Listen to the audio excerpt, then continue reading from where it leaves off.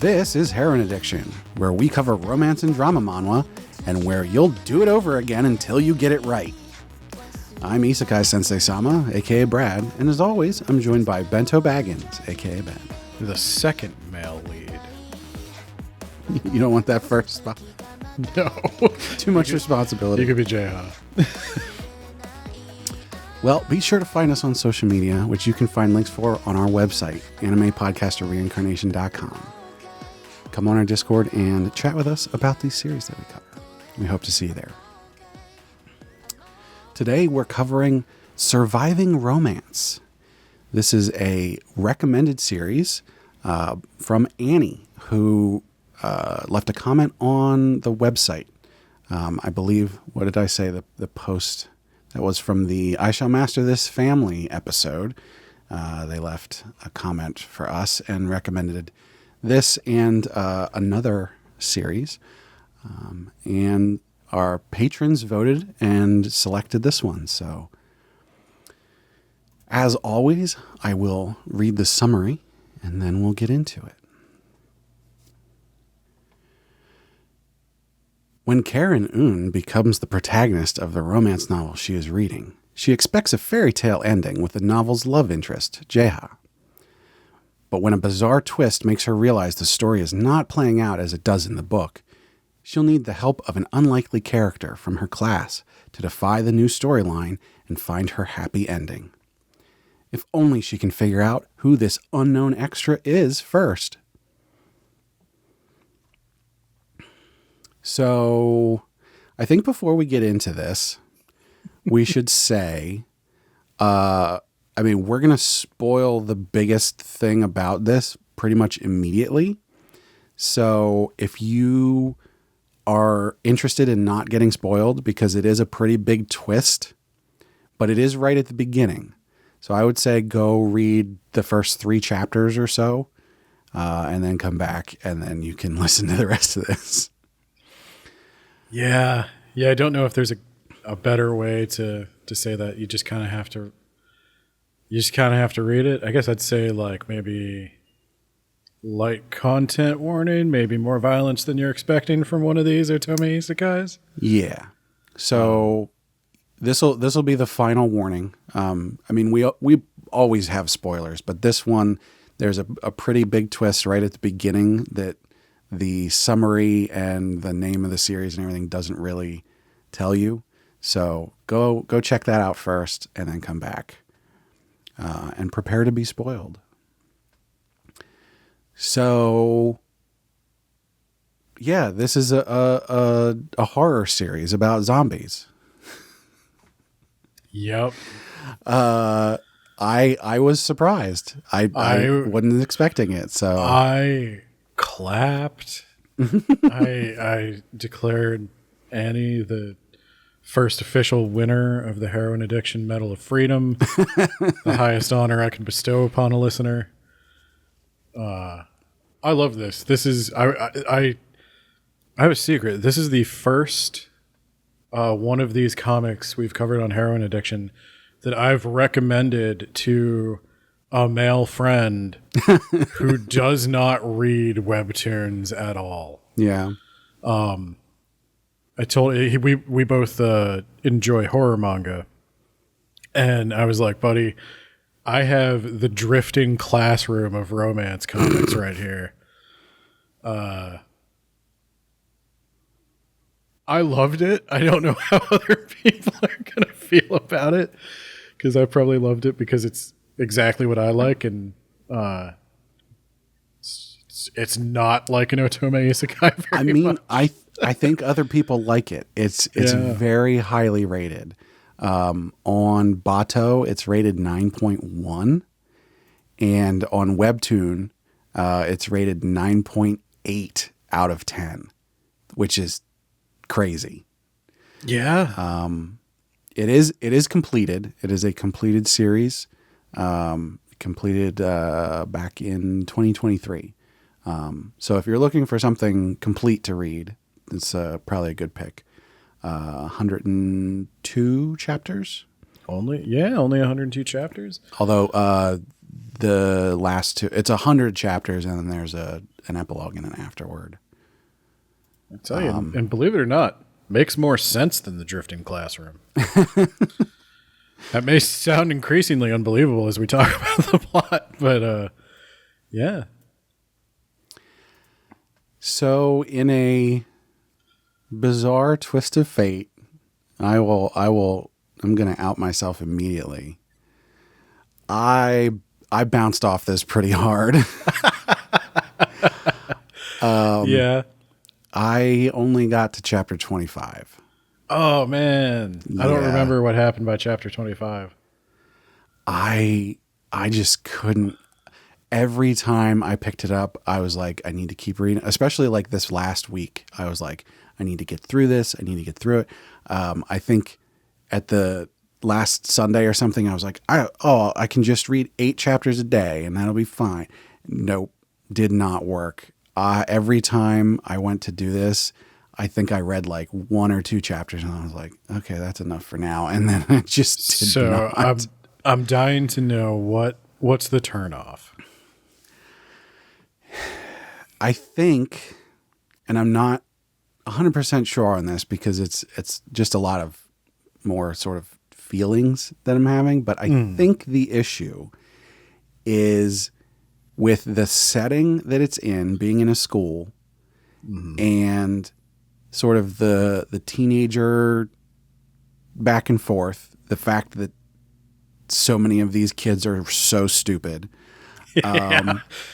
Yeah. And generally I'm not, completely against stupid people in a story, but like something about this just turned me off a lot. On top of which I really could not get into the art style at all. So there really just wasn't anything that was keeping me going. So what was happening in the story at the time you jumped off? So, and this was another part of it is that it felt really slow to me. So yeah, it's basically the first 5-6 chapters where she's sort of in this loop. She's first experienced this zombie outbreak. She's trying to figure out what's going on. And then I think it was around in those, I think it was before chapter 10. I think it was chapter 6 where she sort of stops being in the loop. She's technically still in the loop, but she has survived long enough. She basically goes, she did like 207 loops or something until she figured this out. Yeah, no, it's like 288 or something. It's ridiculous. What the hell have you been doing with your time? But at that point, she's like, I'm going to make this effort to get all of these people in my class to survive. And it was at that point, so from chapter 6 to chapter 25, just not very much is happening. It's all sort of interpersonal drama. They make a couple small outings and then it's like, now it's the end of the day and we're going to go to sleep. And I'm just like, oh my God, nothing is happening. It's been 20 chapters and they're still just talking in this room. And I wanted to, I wanted to keep going, but then now I'm looking at the titles here for chapter 26 through 29. Chapter 26, the title is We Found Rena's Song. And Rena is like a big, strong bully who she's like, I need to get her so we can fight the zombies, right? And then chapters 27 through 29 are Finding Rena's Song 1, 2, and 3. And that doesn't fill me with any kind of hope that we're going to move things along. I'm hang on, I'm flipping through. Yeah. I don't know. Maybe it was because oh boy. I think you don't like horror stuff very much. Generally not. It has to be horror like for a good reason, sort of. Just general horror, I just don't really care for. So you haven't watched like Train to Busan or no, any like, do you do any zombie stuff? Like, Not really zombie movies. I mean, I've seen a couple. I'm well acquainted with some of them, but like most of my zombie stuff has been game oriented. yeah, I could see that. Well, yeah, because you're a huge Left 4 Dead fan. Yeah. Yeah. No, I didn't think it played out that much slower than an ordinary zombie movie. Like the like a zombie movie typically is, you get a large group of people, well, a larger group of people, and you whittle them down. And then the problem with a lot of zombie movies is they kind of peter out, because what do? Is it you either solve the zombie problem or you don't? And if you don't, then the world is over. So what's the difference? This one, I think, I got hooked by the "it's a zombie" thing. I was like, oh, I haven't seen this before. I do want to say, like, it's an interesting concept. Yeah. And I want to be clear. I'm going to say this up front out of, whatever else I say through the rest of this. I think there's merit to this. I think this is one of those ones where it's like, this isn't for me. Yeah, I could see that. I'm kind of surprised it's so highly rated, actually, because I would think it's probably not for a lot of people, because it seems to, I don't know, maybe criticize is a strong word, but it's in a deep conversation with Otome Isekai. Yeah. There's a really interesting thing there. And this is the thing. I am interested in this as a concept, and especially some of the things that it's doing I found really interesting. It's just sort of the only phrase that comes to my head, but this is the day-to-day of what it's doing. I don't think I enjoy, but there's this really interesting concept, at least early on. I imagine that we move past that at some point, but she actually can't see the other characters. They all appear as like gray blobs to her. Yeah, the only person she can see is the male lead. Yeah, which I was like, oh, that's really interesting, because when you first start off and you see that, it's like, oh, that's what happens in Otome games. That's what happens in all these other manhwa, where it's like that's an extra character we don't care about. But you don't go, oh, they literally cannot see that person. But we find out pretty early on here, she literally can't see the other people. Yeah, she can't hear, this is made explicit, she can't hear distinctions in their voices either. Yeah. So she literally can't tell them apart unless it's by the context of what they're talking about, until she trusts them and they trust her. And I thought that was really interesting. It does put this other layer on this, which is like, you are definitely still in a game. There's some kind of weird magic or something that is making this a game or a novel or whatever to you. Well, and there's a couple of things that get revealed along the way. It's weird because I think season 2 starts at like chapter 58 or something. So like it's a really long season 1 and then a relatively shorter season 2. Yeah, 58. And season two moves really quick. But I guess we'll talk about a couple of themes. So I got to give you the spoilers real quick. Yeah. So you find out a couple of things about, and I'm going to butcher the Korean names. I'm sorry. Some of these look like more like Chinese names to me, and I might say them more like Chinese names. And well, and look more to Japanese. End, and I will point out her name is spelled Chaerin, and I was looking, I was like, wait a minute, that's Karen, isn't it? I was saying Chaerin, but I could be wrong. I don't know. I'm pretty sure it's the Korean spelling of Karen. Well, her real name is oh gosh, Hisui Un, I think. Or Hisu Un, I think is her real name.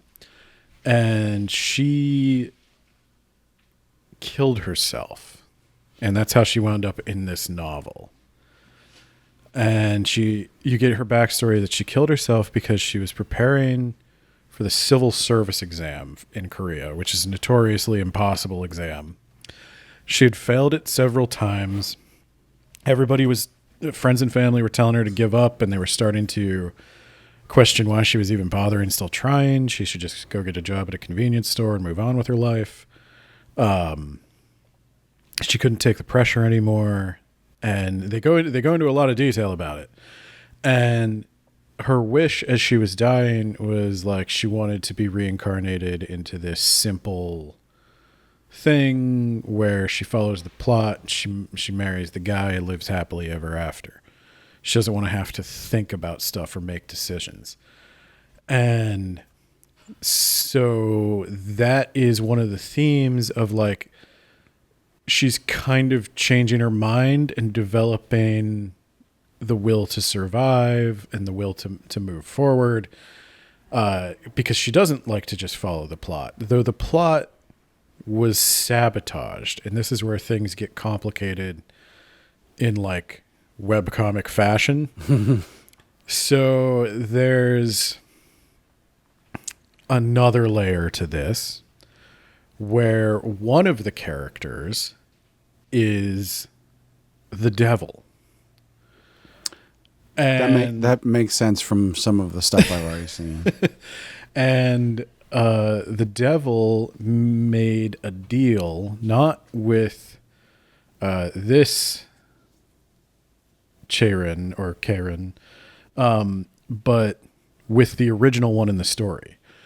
The main character of the story had developed a will of her own. She had realized she was in a story, and she basically, because she realizes it and she wants to get out, she develops free will, she develops a soul, and that gives the devil something he's interested in. So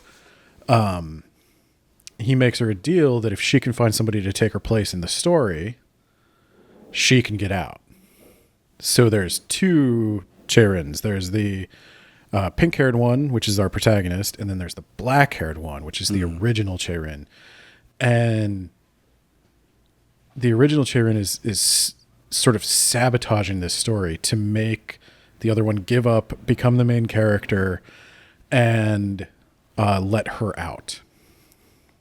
That's funny because wasn't she going through the motions before the zombie outbreak? So here's the thing. There's another layer in true webcomic fashion. You don't find this out for quite some time, but the black-haired Charon is legitimately in love with the protagonist, Jeha, but she can't stand the fact that he's basically a robot. She wants him to do anything, say anything to be real and come with her. And he won't. He always follows the plot. And so when she follows the plot, when our protagonist follows the plot and she's going to go through with it, that's when the zombie stuff starts happening, because the black-haired Charon, that's not what she wanted. Mm-hmm. She wanted some lingering doubt to exist in Jeha's mind so that he would remember her and free himself from the novel and join her in the real world. And when that doesn't happen, she's trying to have her cake and eat it too. She's trying to make Charon give up, but also keep Jeha to herself. And this introduces errors in the plot, which become the zombies. And the zombies, of course, morph Resident Evil style into super zombies. It gets crazy. There's a whole... they do the zombie movie thing where she has to convince different people to join her, and there's sabotage and infighting in the group, and it falls apart, and people die, and so every time she dies, she starts back at the first day of the novel. And the it gets first day? 7:30 a.m. on the day she's supposed to meet the boy. On the day the boy's supposed to confess to her. Oh, is that the beginning? Yeah. Because from the way that I was reading it, it seemed like she was in it. Oh, no, she did say this is the start of the novel. So she got incarnated into this before the start, basically. Mm-hmm. So she was living through all of this up until this point. Yeah. She always wakes up on the day Jaeha's supposed to confess to her. Yeah. And that's when the zombie outbreak always starts. So season 1, you got this whole dramatic thing. You learn that each of these NPCs is actually a human being. She gets each of their true faces revealed to her. She learns a lot about them. She learns to appreciate them, their quirks, their interests. She bonds with each of them. And so it's kind of brutal when they each then die in horrific fashion. Some of them killed by the zombie versions of each other. And it's super cruel. And the black-haired Cheirin is kind of managing all this from behind the scenes. Rina Song, by the way, is an amazing character. I'm sorry you didn't get to her. That's a romance that seems right up Moxie's alley. Rina Song's whole deal is she's in love with the second male lead, and she looks like a brick shit house. She is a giant woman who loves Lubu from the Romance of the Three Kingdoms. She's a giant fighting badass. And the second male lead is, of course, some little K-pop boy who with blonde hair and perfect skin. And he's her little pop rock. That's a thing she says. And I don't know why pop rock. That makes it sound like he's going to explode. But she winds up, he turns into a zombie and makes her promise to kill him. And she has this big emotional death. And after all this carnage and destruction of all the NPCs that Cheirin has kind of become friends with and learned to love, she's like, no, fuck this. One more, like the devil and the dark-haired Cheirin are trying to convince her to give up. She's like, no, fuck this. Flicks him off, jumps out a window, starts over again. That's season 2. And in season 2, when she wakes up, she's not the only one who remembers what happened before. The other NPCs that she's awoken, they have also started developing souls now. Okay. Because that's good. Because I think that's the only way you can do that without pissing me off. Yeah. Because especially, like I said, because it felt to me like it was just dragging on. They're just in this classroom talking and talking and talking. All this, what I would call bullshit. And then I was thinking as I was getting into the 20s, I was like, man, if they start over again after all this, I am going to be so pissed off. I was worried about that too when it started over again, but they speed run most of it because the others remember. Yeah. Well, 3 of them remember, and then more gain their memories as they come into their own. And she sort of helps each of these girls achieve their willpower. And Rena does wind up getting with the second male lead. Like, he reciprocates her love, which was somewhat unexpected because, again, he looks like she is not conventionally attractive, and he is what has become the male ideal. In some countries. And he no, they wind up being pretty good together, and they start fighting their way through, and then we get another wrinkle. Not only did our main character kill herself, not only is she the only real person in this novel, she wrote the novel. Of course. Yeah, and I kind of rolled my eyes at that one. But we have to do the follow-up for Author of My Own Destiny now, Yep. But they're hitting all the tropes. There's also this they're hitting the tropes in a way that seems like purposely eye-rolly to me. It seems like she's criticizing some of the escapist fantasy of Otome Isekai. by making you appreciate your own life no matter how hard it is. Like, there's this recurring theme of not giving up. There's some Latin phrase that appears at the end of certain chapters, and I think it translates to something like, the today you've wasted is the tomorrow someone else wished to see. And that's the recurring theme is this person who was suicidally depressed, going to kind of her own personal hell and slowly realizing she wants to live and helping inspire that same thing in all these other girls. There's another thing that's really interesting where there's a character, Seiyun Jin, and she is the predatory lesbian trope. She's the lesbian that's super interested in the main character and goes like, yeah, I think I just met her. Yeah, like full is tsundere, is that it? Where she's like, I'll kill everybody else, so you'll have to love me. Yandere. So she's doing that, but then you realize that she does become a villain, but not because she's the predatory lesbian, because she's forced to be the predatory lesbian by the plot. The dark-haired Cheirin comes to her and is like, do you really love me? And she's like, yes, of course. She's like, you're just saying that to silence the voices. You don't want me at all. You just want quiet. And she's like, no, I really love you. And so she kisses her and she's like, see, you don't feel anything. You're just being tortured by the book. And her whole thing is she wants oblivion. She wants to be done being forced to feel this way about somebody she doesn't feel that way about. And all these characters start second guessing their plot lines and motives. And one of them is the devil also. It's one of the girls.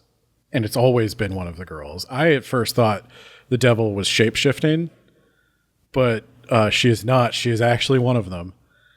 And they have to figure that out. There's this whole big thing.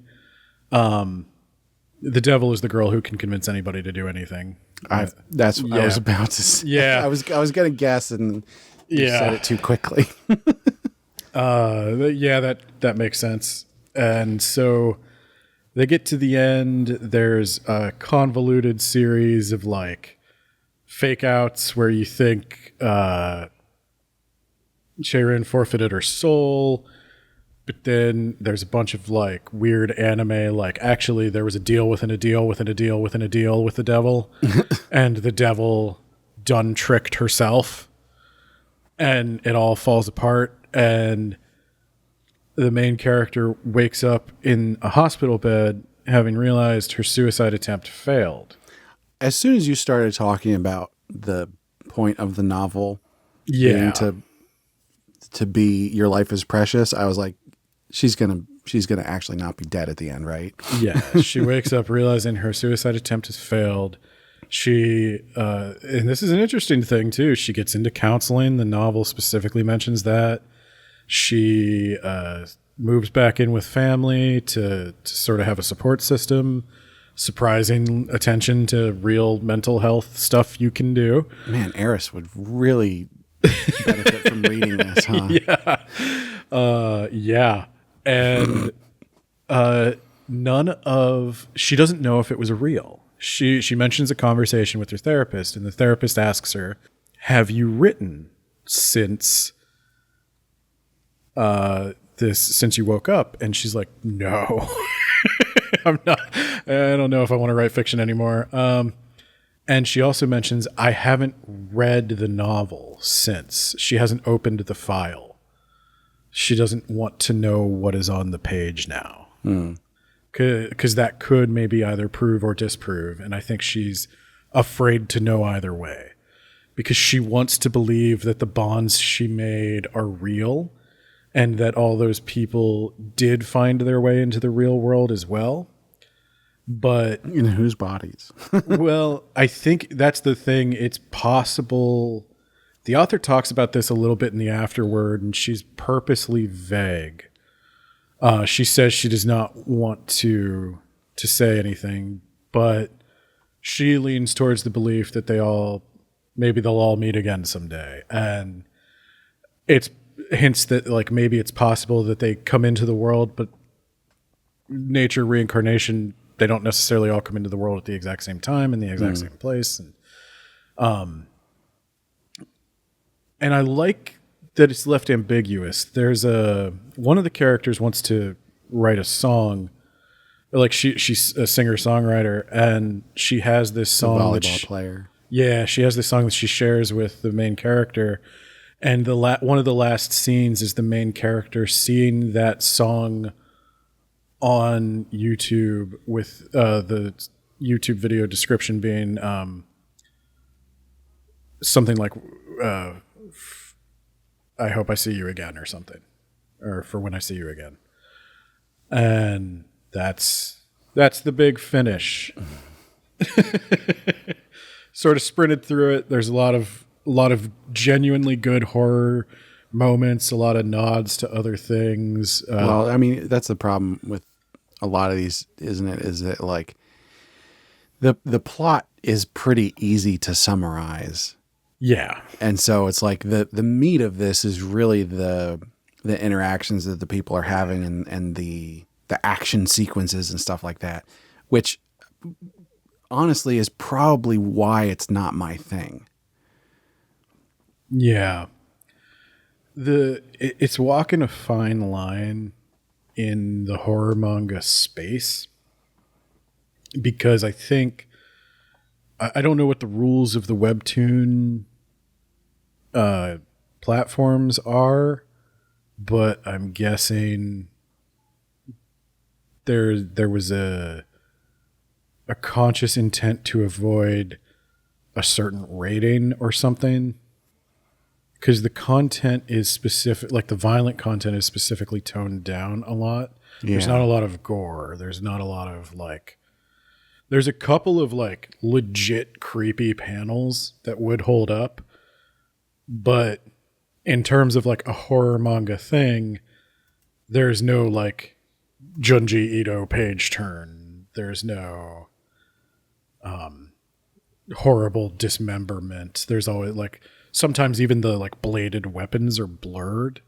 Yeah, I'm looking at the webtoon page for this, and there's no content warnings or anything. It says horror is like the genre, but there's no warnings or anything. So I'd say it's like it's a PG-13 kind of level. Yeah.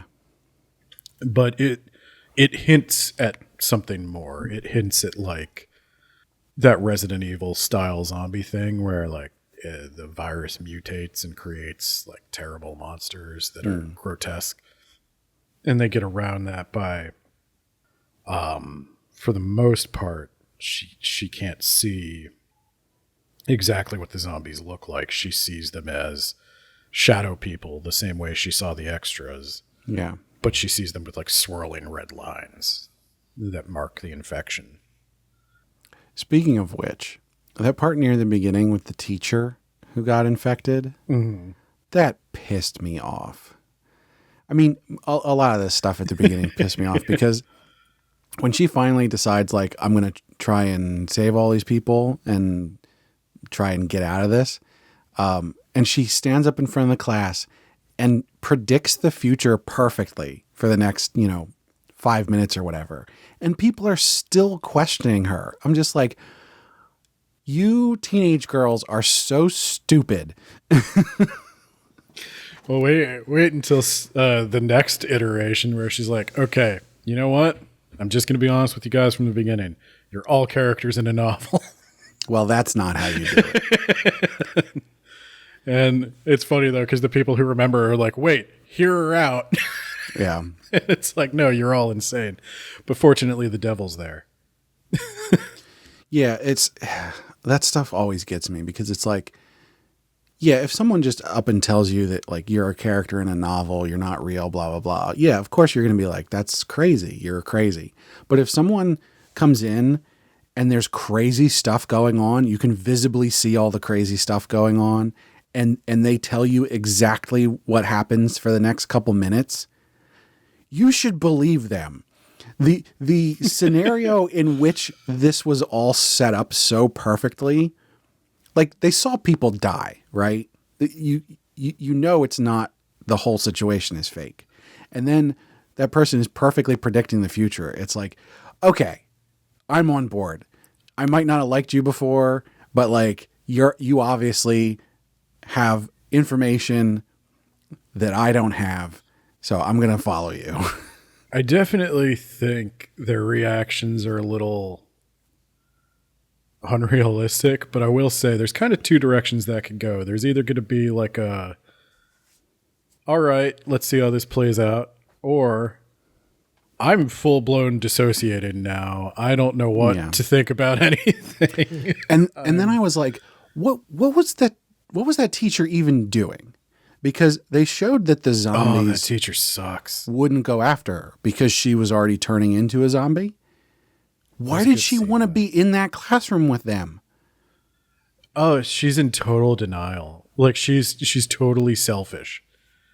She's like, no, it couldn't have happened to me. It couldn't have happened to me. It couldn't have happened to me. Even in that case, wouldn't you be like, oh my God, I'm somehow immune. The zombies aren't coming after me. I'm going to escape or something, right? Yeah, you are right. They're not attacking me. Why should I go into a room with a bunch of kids? Unless she was really, I guess there's a small window that could explain this, where you go, oh, the zombie virus was affecting her brain, but she didn't know it. She was still cognitive enough to speak and all that stuff, but the zombie brain was like, you need to be around people who aren't zombies. That would be the only thing that makes sense. So I keep comparing it to Drifting Classroom. Yeah. Drifting Classroom by Kazuo Umez is, I think, maybe one of the most famous classic horror manga that's not by Junji Ito. And if you think this is illogical, oh my God. My friend said he was going to read it, and this is the same friend I recommended this to, and I was like, oh boy, you're signing up for a lot. And he's like, does it at least have an end? Because he's like, I'm sick of the Junji Ito stuff never ending well. And I was like, it has an end, yes. I don't think you'll just let me know when the children get attacked by Marilyn Monroe. That's when I want to talk to you about this again. But I think there's something like, there's this, I think it's the frustrating thing about a lot of horror is like horror exists in incompetence, and like everybody has to eventually it has to be pointed out and addressed by meta horror. Like, I'm going to date myself here, but I'm old enough to remember like the slasher movie craze and the final girl trope evolving, and then Scream coming out and dictating all the rules and having one of the characters say, I hate those kind of movies because it's always just some bimbo running up the stairs when she should be running out the door, and then the guy breaks in and she runs up the stairs. I don't mind that stuff, but like, give me a good reason why it's happening. Not just, oh, they made a stupid decision, but like, why did they make that stupid decision? What was going on where they panicked, and it makes sense that they panicked, and so they made a bad decision, you know? I would say season 2 is more fulfilling. I think season 1 makes you genuinely like the characters. I find this problem in a lot of the anime and otome isekai stuff. Like, people speak in this very matter-of-fact, detached way sometimes, and their logic is just not followable. And like, I pointed out Drifting Classroom because, like, my God, I actually think Kazuo Umes is on drugs. If you're interested in the Drifting Classroom, we cover that in our Halloween episode in 2023. Yeah. And look up a picture of Kazuo Umes while you're at it. And he looks like he's on drugs. He always wears this Where's Waldo shirt. He's got crazy hair. Yeah. It's, I don't know. I didn't find it to be any worse than any other anime about that, or any other like manga about that. He looks like he's out of one of his manga. Yeah. Yeah, no, his manga never makes sense. At least it's on brand. Junji Ito is just like a normal guy. He used to work in like a dentist office. Yeah. Yeah. When he was drawing Tomie for a contest, he worked in a dentist's office. That's kind of creepy, I guess. He manufactured all the tools, I think. But yeah, there's a lot of neat references and stuff I liked. There's a Homer Simpson joke in this. First off. Yeah. There's a... Oh, no, I remember that. Yes, yeah, it's somebody throttles somebody, and they do Homer throttling Bart. Yeah, there were a couple of those where I was like, "Oh, okay, we're doing those one-off asides." That's interesting. And I would love to believe this was also in the Korean, but did you get to the swordsman character? Yeah. Okay, I think that's, and again, this one sounded Chinese to me. I think it's Jinhee Choi or something. Choi? Yeah, I think so. I have the characters pulled up here. Yeah. Jinhui. Yeah. And she is a weeb. When they tell her that, like, and she's a chunyubyo is what she is. Yeah, but I think she's actually a weeb, because there's a scene where she starts speaking Japanese with Japanese writing, and underneath it is English, which I assume underneath it was Korean in the original. And she starts speaking like that anime Japanese, like mate. But no, she specifically wears an eye patch that she takes off when she fights with the sword to unlock her powers or whatever. When they tell her that she's a character in a novel, her only problem is she wasn't the main character. I love it. They do. I would say, if anything, there's maybe too many characters. I think some of them get lost in the shuffle. There's a boxer character who doesn't do much of anything. I guess the girl who makes the weapons is okay.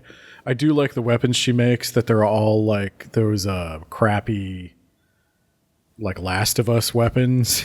Okay. I don't think I got to that part yet. Yeah, no, she's like, okay, they're like, you're really good with crafts and stuff. You make the weapons. And it's like, I duct taped a knife to a broom handle. It's like, okay, well, that's stupid. Oh, I guess she was making, I don't think I got to the part where she was making weapons, but she was putting other stuff together before that.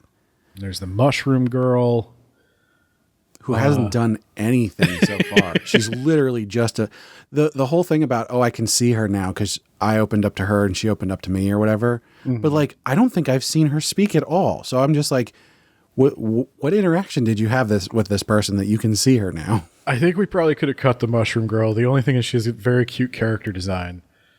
And when she finally does do something in season 2, she grows like 3 feet. I don't know if there's a joke there that I didn't get, because I know like in, I don't know if this is true in Korean, but in Japanese, the word for mushroom is kinoko, which means like baby tree. And I didn't know if that's why, like, is there a joke with her name that she's like and that's why she's tiny and has a mushroom on her head? I mean, I think the author of this series is a weeb, so. Yeah. The other thing about the last chapter where she wakes up and is unsuccessful suicide attempt, it's all actual photographs. Oh, really? With a weird filter over it. Yeah, like if you have it open, if you click to like chapter 101 or 102, you can see how she did it. The epilogue? Yeah, and it actually looks pretty good. It's kind of eerie and creepy and off-putting. Oh, I see. Yeah, it's just because I was going to ask, is it like a one of those comic filters over stuff? But no, it's literally just pictures with a bloom Yeah. on it. Huh. Well, so that actually makes sense along the same lines of like she was unable to see the extras. They just appeared as if they were extras in a series. It makes sense that like, oh, she's literally in a novel game kind of situation. So the fact that they look like real people in the real world plays into that. Yeah. And I think like there's definitely I'm interested, what did you not like about the art? And maybe I don't know if you want to get into the rubric already, but I mean, I think probably not quite ready for that, but like I don't know, it felt amateur to me, which I mean, it seems silly to say. This is a webtoon, more specifically than a lot of the other stuff we've covered besides the Isekai Made one. Like this is not like a professional running series on Tapas or whatever. Like this is a webtoon series, which is like not necessarily bad, but for whatever reason, I have a harder time getting into these where the art is almost distracting me to some extent. And this one, more so than Isekai Made, is a lot closer to a style that I wouldn't notice, but it was just not quite there. And I almost liken this to my issue with like the older manga styles that I bounce off of, where it's like just sort of the roughness of it stands out to me in a way that I can't, like, I'm not paying attention to it closely, but something in my brain is going, something's wrong here, you know? I forget who made these books. It's not the How to Draw Manga series. Those are actually really good. There's another like How to Draw Anime series by Gringo Stevens or something, and it's like very clearly a white guy who. You mean Gaijin Stevens? Yeah, it could be Gaijin Stevens. Gaijin Steve, How to Draw Anime, and they have like, I don't know. There's a certain way it looks. Do you remember that one show? What was it? It's like some American kid goes to. It's a cartoon. Some American kid goes to Japan, and all the Japanese people are drawn in this like knockoff anime style. I forget what this was called. It was on Cartoon Network. I was maybe just a little too old, but I saw it every now and then.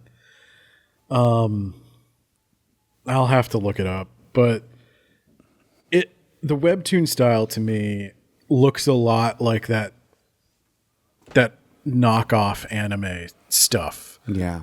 And I don't like it because you know what? It's almost like the anime style that you would get in like a Newgrounds Flash animation in the early 2000s. Yes. Where it's like, you're getting there, you're close, but this is still like not right. Yeah, there's something missing. You've identified like Girl Chan in Paradise. You've identified like a heart-shaped face with shiny hair and big eyes. Right. But it doesn't look quite right. It still looks like an alien is doing it. So the person I sent this to is actually a professional artist. Oh. And I sent it to him and I was like, I don't know if you can stomach the webtoon style, but his wife like speaks Korean. She studies Asian languages and stuff. She speaks Korean and Mandarin and a little Japanese. And make sure she never listens to this show. yeah, I should have asked her how to pronounce all this stuff. And I said, but she might like it. And he looked at it. He's like, no, it's competent. I can do it. He's like, he said, he's like, I only really hate it when it's just like objectively wrong. Yeah. And that's sort of my thing as well. It's like, I could read this if there was something else that was drawing me into it. I could read this. Reading the Poe Clan, I read most of the ones that I had access to, and like I didn't like the art style, but it wasn't offensive to me. It just, there was something about it and that older style of manga that just, it doesn't work in my brain for some reason. It kind of looks like knockoff Popeye, that older style of manga. Like, yeah, which I mean, by the Poe Clan, sense. There's a lot of overlap with those older. By the Poe Clan, it had cartoons. kind of evolved, but it's still that Tezuka, heavily Tezuka influenced style. But with this, I agree with what you're saying. I think there's a lack of skill here. There is, I don't think this series is doing this, but there is one thing that I did figure out recently with the older series. In an upcoming Shonen Jumping the Gun arc, which is actually going to be a while. Get prepared for this. There's 4 weeks of new series coming in a row. Yay. So, but we did recently record some stuff for the next arc that we're going to do. And one of them is an older series. And as I was reading through that, I didn't hate it. But one thing that I really noticed was that a lot of the older series, and I noticed this in the Poe Clan, a lot of those older series have a lot of trouble with scene transitions, where the scene transition is like abrupt and you can't really tell that it was, or they'll do a scene transition in the middle of a page where they just sort of put some weird looking boxes or something in the middle, but like there's the flow of it is it just takes you out of it. The visual language like hasn't quite developed to its modern form yet. Yeah.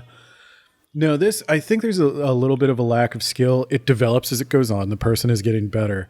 And I think what they make up for in the lack of technical skill with is creativity. They find a creative way to use what they've got. And I think that like the photos at the end, I think that's a smart way to do that. Rather than trying to force yourself to draw beyond your current skill level, you found a creative way to convey the sense of like shifting reality layers. And so I appreciated that side of it. With the limited ability with the reused assets they were doing, they still found a way to make the monsters creepy. I think that's one of the things that it's sort of disappointed me with this, because I do think there's an interesting concept here. They're doing interesting things that I am interested in. It's the fact that like the actual execution, like I said, it seemed to drag on. I was getting sick of it, really. It's almost like I wanted it to be better in certain ways so that I could be more interested in it, because I like the concept. Yeah. And that was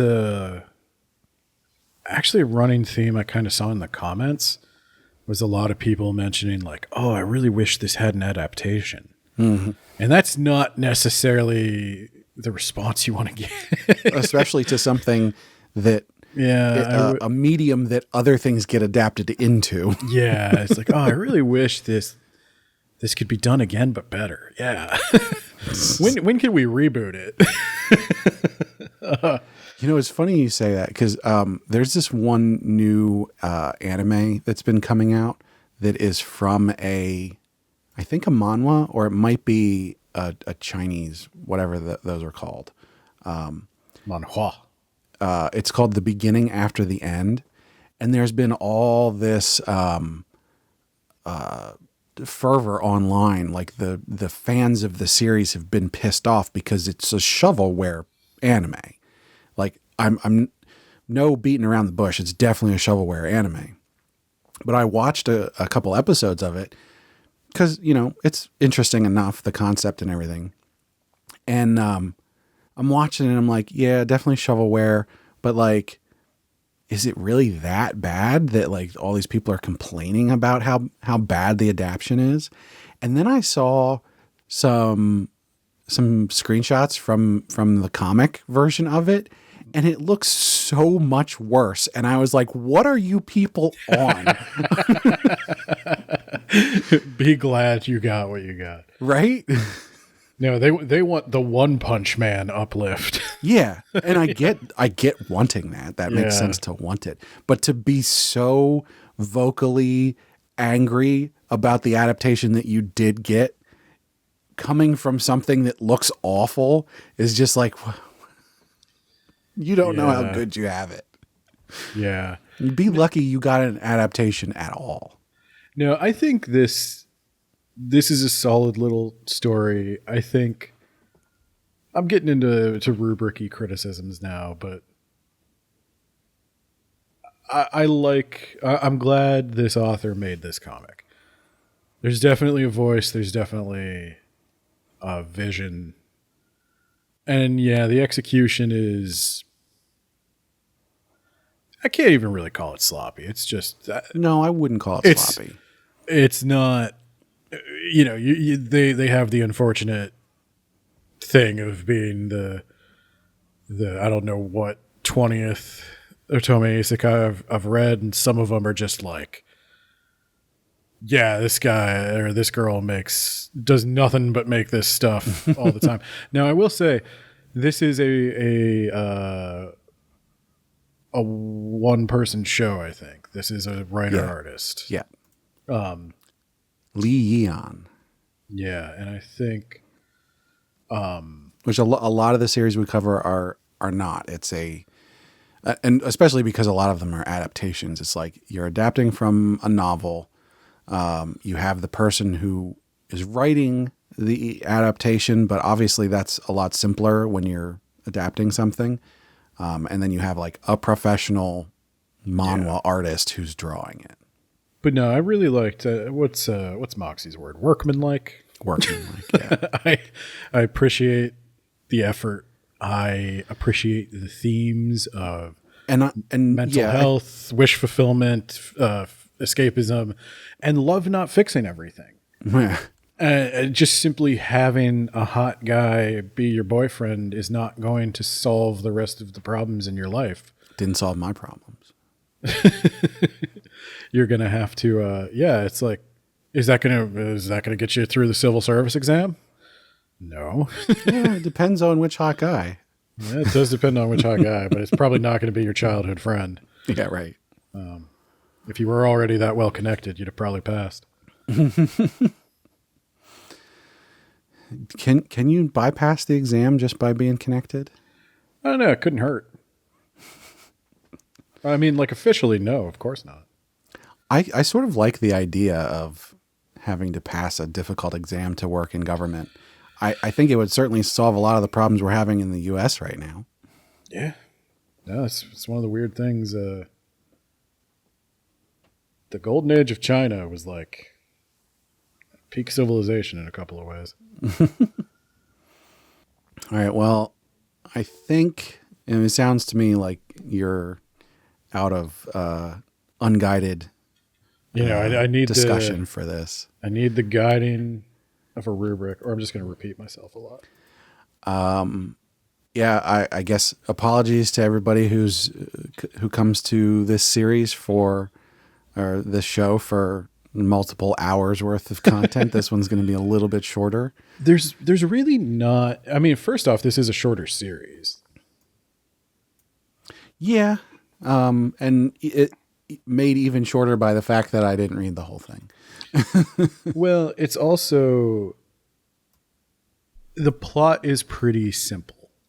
I could tell you, we could go into details about every single character, but yeah, they're not all super strong. I would, we'll get into the recommendations, but I would recommend it. Yeah, I think we'll We'll definitely get there. So yeah, let's jump into the rubric. To start us off, we obviously want to say we have a interactive rubric. You can rubric along with us. Go out on our website, animepodcasterreincarnation.com. You'll see a link there up at the top for the Heroine Addiction rubric. You can go on there and click along with us as we discuss this. The first thing we need to get out of the way is, and this is going to sound like a really stupid thing to say, do we include romance in the rubric of surviving romance? No. No, we don't. She survived romance and came out the other end in no romance. What a fun time.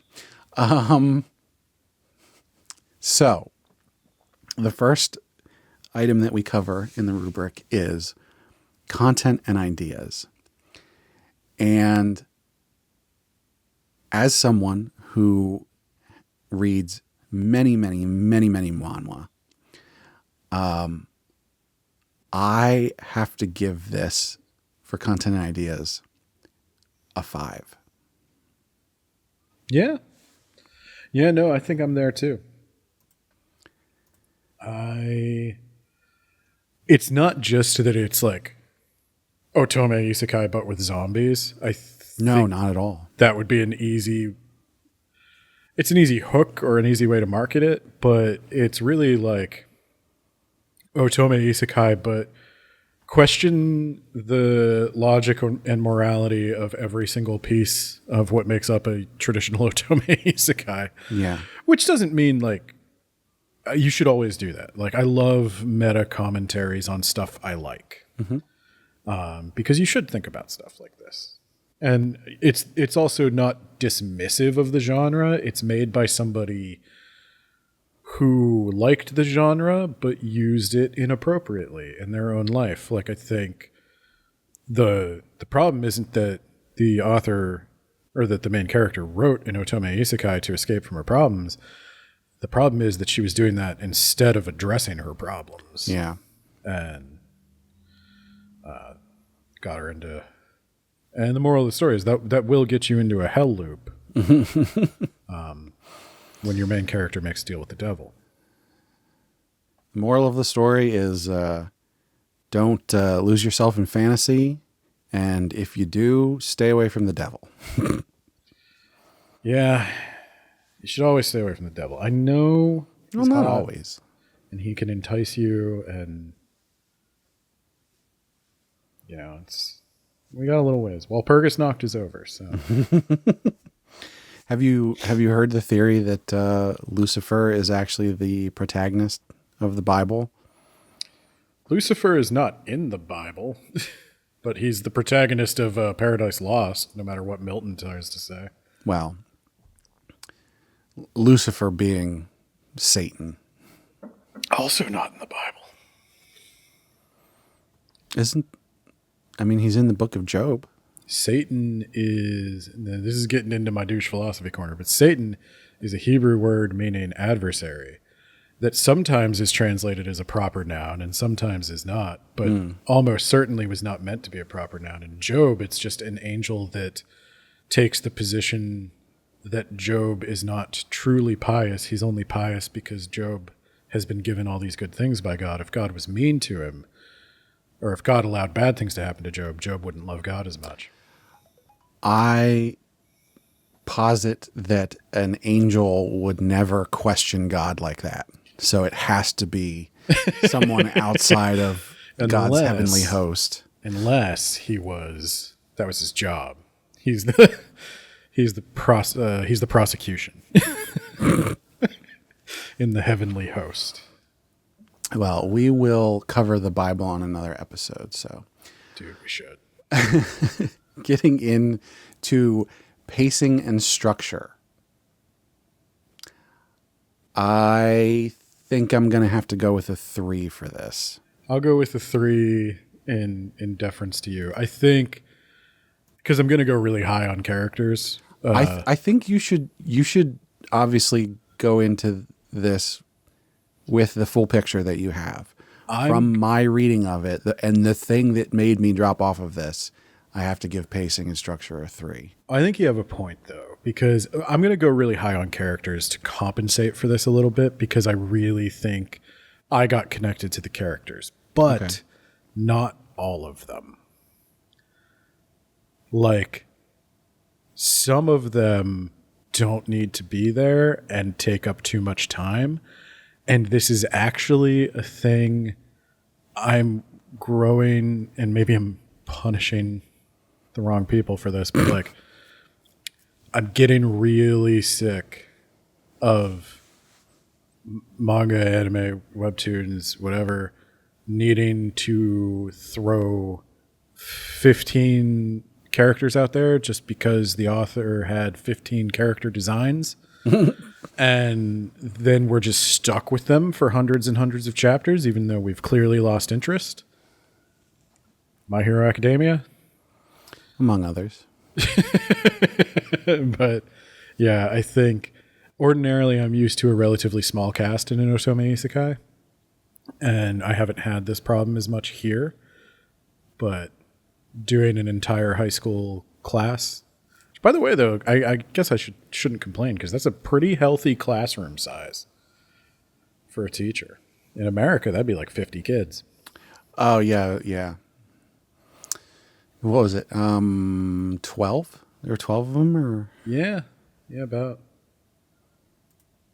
Or maybe 16. Was it like 4 rows of 4? I can't remember. 15. Yeah. I guess 16, because, Karen isn't in there. So, yeah, 16. Plus that bitch, Miss Lee. Oh, man. I didn't even mention this. In the redo in season 2, they try to say the one girl who wound up having to like brain her on the floor and gets PTSD from it. She's like, I'm going to try to save Miss Lee this time. But Miss Lee's like the first one infected. She infected all the other teachers. She's such a terrible person. Well, in the redo, because they remembered, the girls run in and do the announcement faster.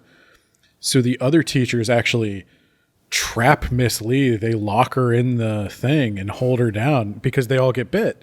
And the one girl tries to like break in through the window and save her, and then Miss Lee's like, yes, come help me. And another teacher tackles her and is like, get out of here. You've done all you can. You don't need to save the teachers. Save yourselves. Miss Lee is infected. And all the comments are like, that's an unsung hero of this story. There's finally somebody who did something right. Yeah, I probably would have said the same thing. Well, so to that end, when we're talking about characters, I'm going to give this a little bit of the benefit of the doubt, since I didn't read far enough. I'm going to go with a 3. My feelings on this, I sort of wanted to give it a 2, but based on the fact that I really didn't spend enough time with them, I'm gonna give it a little bit of a boost there. I went with a 5. I do think it's where you read to, you didn't get a lot of the big character moments. And the second loop is especially like character revealing. That's when a lot of people make, like, a lot of the side characters wind up making hard choices, and that would definitely bump it up. Yeah, being a little more self-sacrificing and a little kinder even. I do want to say, I don't think a 3 is necessarily a bad thing. The criteria here is distinct characters are established and behave in a way that is consistent with their established motivations. They may be flat or uninteresting.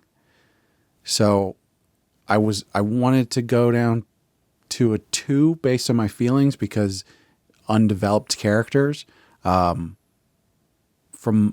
my reading of it, only 4 or 5 of them were developed in any kind of way. But again, I didn't get far enough, so I'm giving it that extra.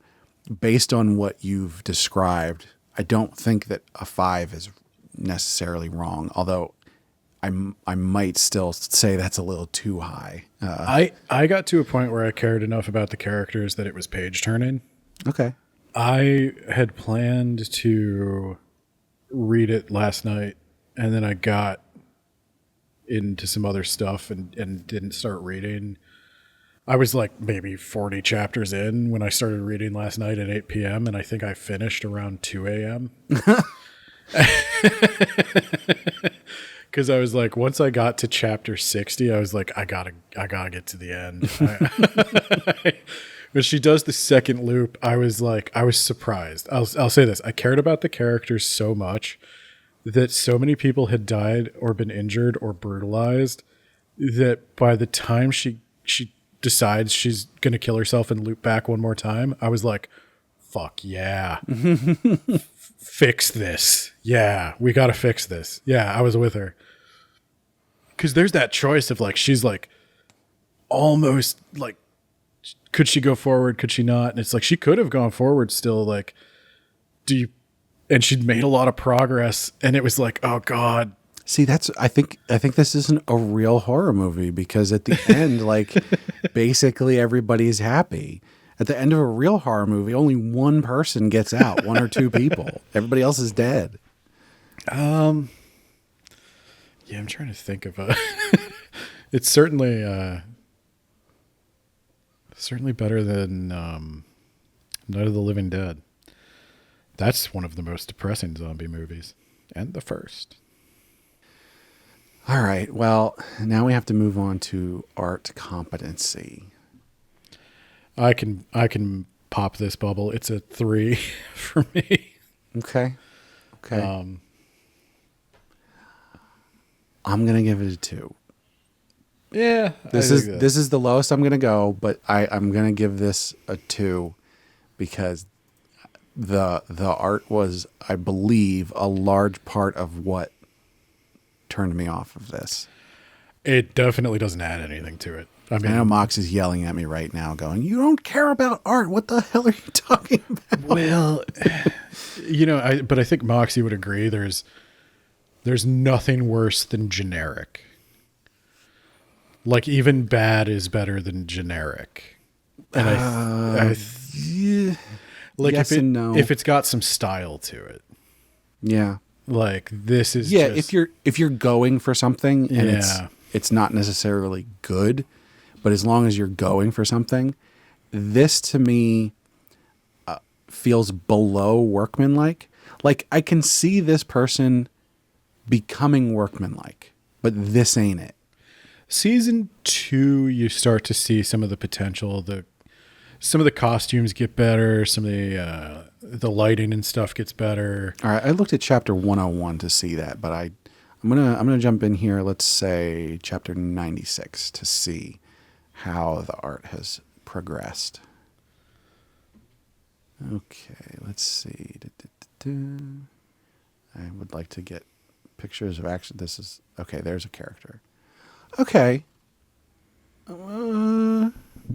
It's never like, it never reaches the level of any of the other, not any of the other series, but most of the other series. I can see how you're saying that it's better.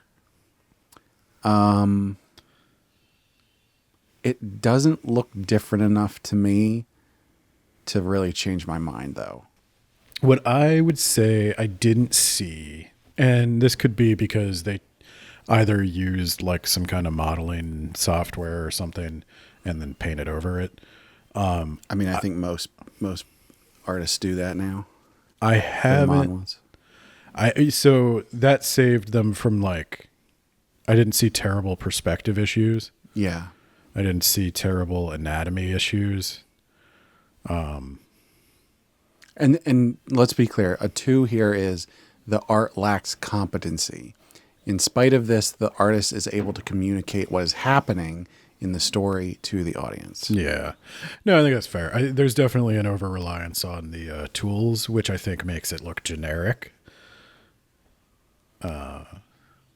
It's the biggest downside. I do see at the end there is a comment, and this probably goes to your point. I'm staying with the 3, but this probably goes to your point. Is at the end, I was reading the next step for this creator is they're going to illustrate somebody else's web novel, and I was like, unless you're doing it for free. If I'm paying, I'm paying. I don't know. Maybe that's a good chance for them to really, grow as an I think there's artist. potential. I think there's potential here. I think this person has an eye and they know how to use tools, and that's not nothing. Yeah. So that said, for visual effects and stylistic flourish, I'm actually going to give it a 4.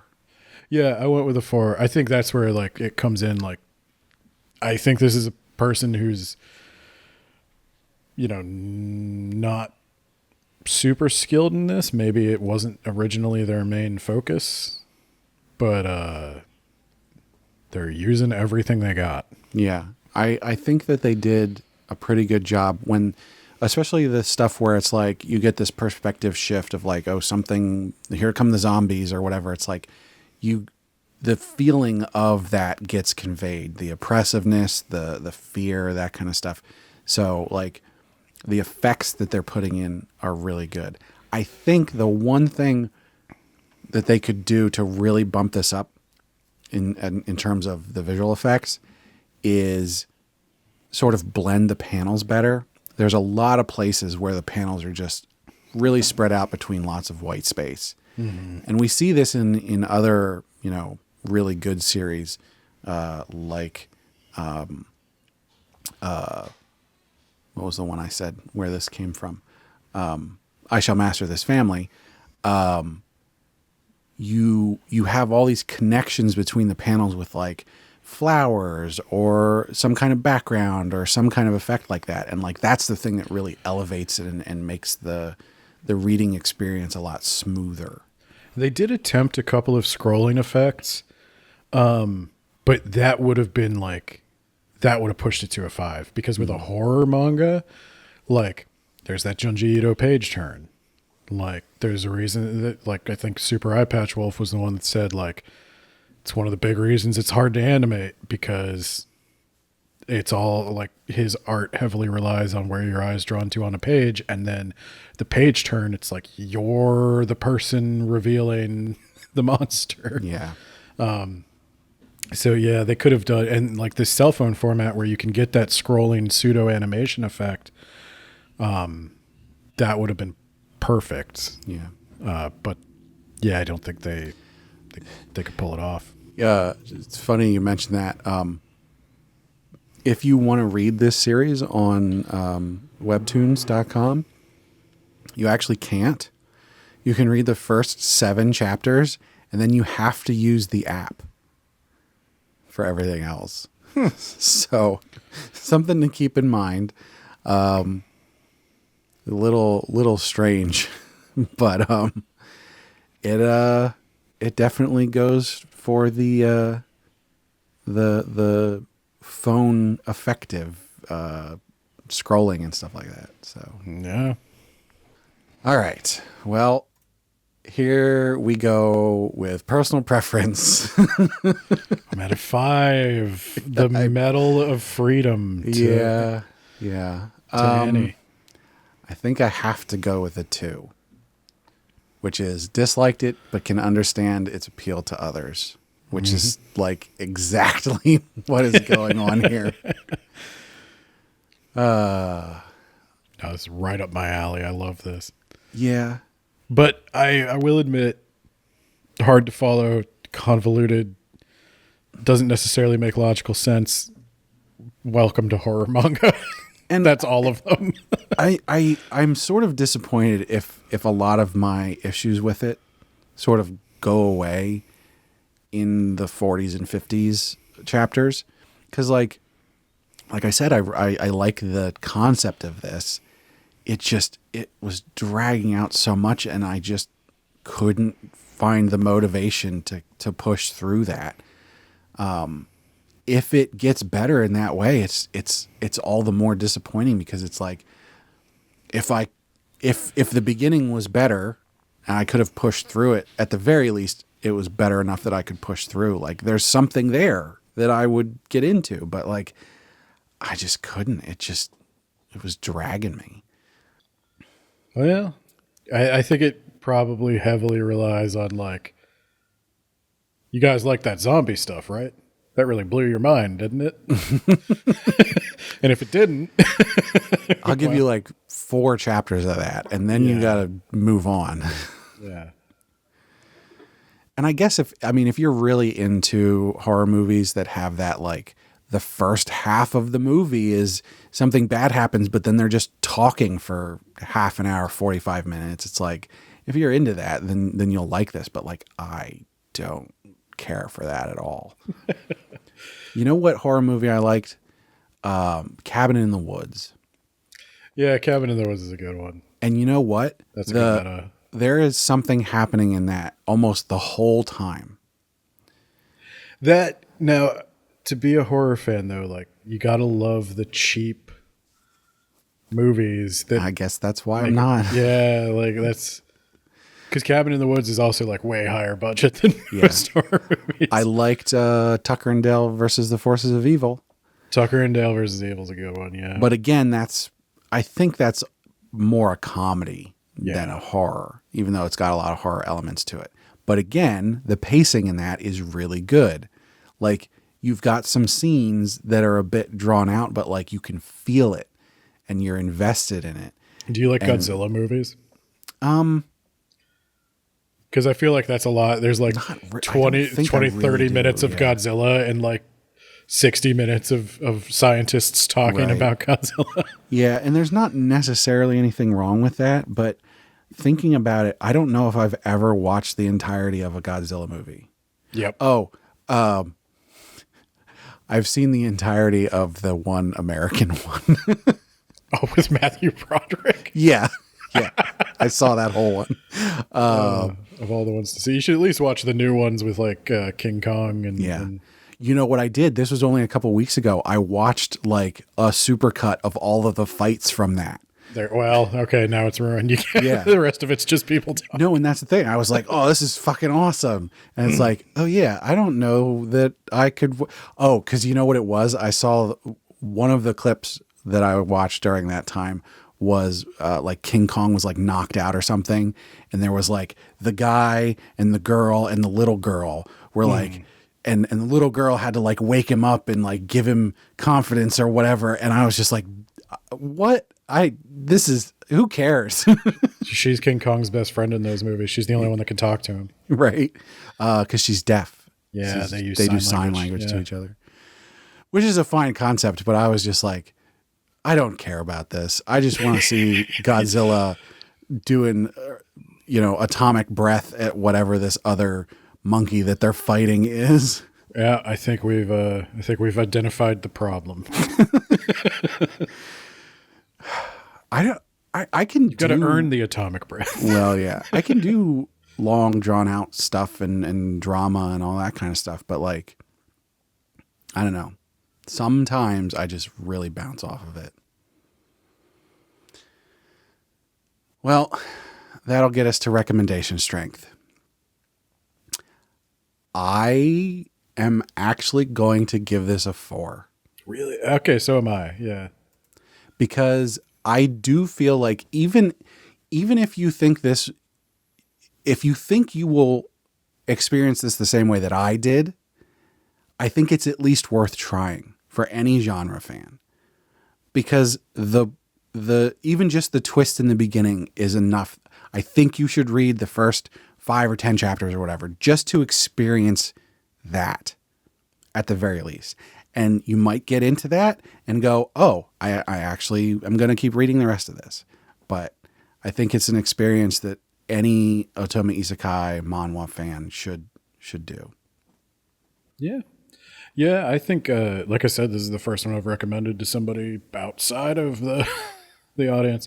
Yeah. So I'd even say, why aren't you going to give it a 5? Because I think it's still a genre thing. Like I recommended it to that person because we talk about horror comics together. So I think it could be like a jumping on point for a horror fan to like come into Otome Isekai. Right. But if you're not a fan of horror and you're not a fan of Otome Isekai, then it's kind of weak. Like I think it's a fun one, but I don't know if you're gonna like it. Yeah. But yeah, I think everybody listening to this should definitely check it out at the very least. Let's see here. I am just checking out our tally here, and it looks like, oh, this is gonna probably upset some people. I am at a 58. I'm at 78. Yep, 78. Which, let's be fair, 58. Anything above 50 is not trash. So yeah. And I mean, a huge part of my score was literally just personal preference. Mm-hmm. The art competency was obviously another one where I was pretty down on it, but like overall, I scored it pretty well. I even gave it a 5 up there. So No, I think that's fair. I mean, like I said, it's kind of like I like old Godzilla movies, but they're 3 cheesy. 5, so They're cheesy. yeah. And this is cheesy, but I like it. We probably should have said in our spoiler warning at the beginning, go read this. If you only read romance, then you probably won't like this at all. Yeah, it's going to be kind of critical of that whole concept. Yeah. But I think, yeah, overall, I'm not upset that I read this, obviously. But like, I think it's probably an important thing to check out. So, yeah. And I hope, I mean, obviously other people really like it. We have a couple people on the Discord who have read it and they like it. Obviously Annie likes it. Thank you very much for the recommendation. I hope you're not too disappointed that I didn't like it, but Ben really did. So that counts for something. I'll Photoshop a Medal of Freedom. All right. Well, I think, unless you have any closing thoughts on this, I think that'll do it for Surviving Romance. Yeah, no, I think I'm good. Well, now comes the time where we are going to discuss what we're going to cover next time. So I have a couple here from some older votes. So we've got Not So Wicked Stepmom, How to Win My Husband Over. So those two are sort of like polar opposites in terms of mood. And then lastly, because you rated this one so well, because you were so happy with this recommendation, the other series that Annie recommended, I'm going to put up here. Your Majesty, Please Spare Me This Time. Oh, boy. Yeah. So that is one that is completed. Completed not that long ago. The other two are not complete right now, but that is one that I have actually been reading. So, and I thought it was pretty good. Not to spoil anything, but I think you'll like any of these three. Yeah. So, yeah, you can go on our Patreon and you can vote on these. So the poll will be up for a week after this episode comes out. And at that time, we will post on the Discord which one got picked. And as always, if you've got a recommendation, you can recommend something. So you can come on the Discord and recommend something, or you can leave a comment on the episode posts. But obviously, we take recommendations and are generally happy with them. And I think if people pick Your Majesty, Please Spare Me This Time, we'll have to send Annie some kind of actual physical prize. We'll start a A hall of fame on the website. Be like Rena, Annie. Yeah, right. Frequent recommenders. Yeah, I guess we do have a couple serial recommenders, don't we? Yeah. Last of the Red Rose has given us a couple. And then for, Shonen Jumping the Gun, we've got Spubby, who's obviously a winner over there, and B, although B gets to actually be on the show sometimes, so that's a prize in and of itself, right? Yeah, that's all the recognition you need. All right, well, that'll do it for us today. So thank you very much for listening. Before we go, we need to thank Sugoi Mart for partnering with us. Sugoi Mart's a retailer of Japanese snacks, drinks, toys, and merch. All kinds of cool stuff you can't get outside Japan. Our listeners can click the link in the description or use code APR15 at checkout to get 15% off their first order. And we want to hear from you, as I said, so go on our website, animepodcasterreincarnation.com, and you can find links to all of our social media up there. As I mentioned, Discord is the best place to chat with us, but we are receptive to many different places to chat. I will even get back to you if you send a message on X. And by that, I mean Twitter. I've taken to not really posting anything real on X or Threads besides just the link to the episodes. But I do still check them. So if that's your only means of social media, you're welcome to message us there. You can also find a link to our Patreon. As I mentioned, we have the polls that you can vote on which series we cover. That is available for all of the tiers, the lowest tier of which is $1. So you can go ahead and go over there and let us know what you want us to cover. But our patrons also get perks like getting bonus episodes and getting the high quality stereo version of the podcast early, which is going to be really important in the next couple of weeks because of all those new Shonen Jump series that are coming. You'll be able to get them the day that we record them, as opposed to having to wait until Thursday when the actual episode comes out. But we do have to thank our patrons. So first and foremost, at our noble tier, we have our marquee, Sir Cake Dwarf. Sir Cake Dwarf. At our reincarnator tier, we've got Moon. And last but not least, at our commoner tier, we've got Last Man on Earth and Rena. So thank you so much to all our patrons. And last, before we go, if you can't get enough of Ben talking about things, you can check out his other podcast, Words About Books, where you can also become a patron and listen to a D&D long play. Long play. Yeah. We also have a Frieren bonus episode, if anime people are interested in that.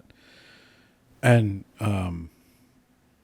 I guess in the spirit of this podcast, this very week, we are going to be releasing an episode on the divine secrets of the Ya-Ya sisterhood. Oh, yeah. Which is terrible. That should be out when you're listening to this. Yeah. So, yeah, go ahead and check that out. If you want to hear something I would give a 1 to, check that out. I think generally listeners of our feed would also be interested in your Lord of the Rings read through. Something talking about Tolkien. It's back. Doing the Two Towers. Age of Man. Why does Nate hate elves so much? I don't know, but it's become like quite the... I don't know how that happened. Was there something before, or did that bit come from the first Oh, from The Hobbit. it came from The Hobbit. He genuinely just thinks they're stuck up, pompous, doesn't like them. I mean, they are. But it goes a little bit beyond just the normal level of like, oh, these guys again. Well, I think he's also a little mad at God for making them immortal. And I keep trying to tell him, like, that's what got us into trouble the last time. Well, once again, thank you for listening. We hope you had a good time. Now, I've got to run. I saw some people doing manhwa and they were acting really strange. So I'm gonna go see what's going on there.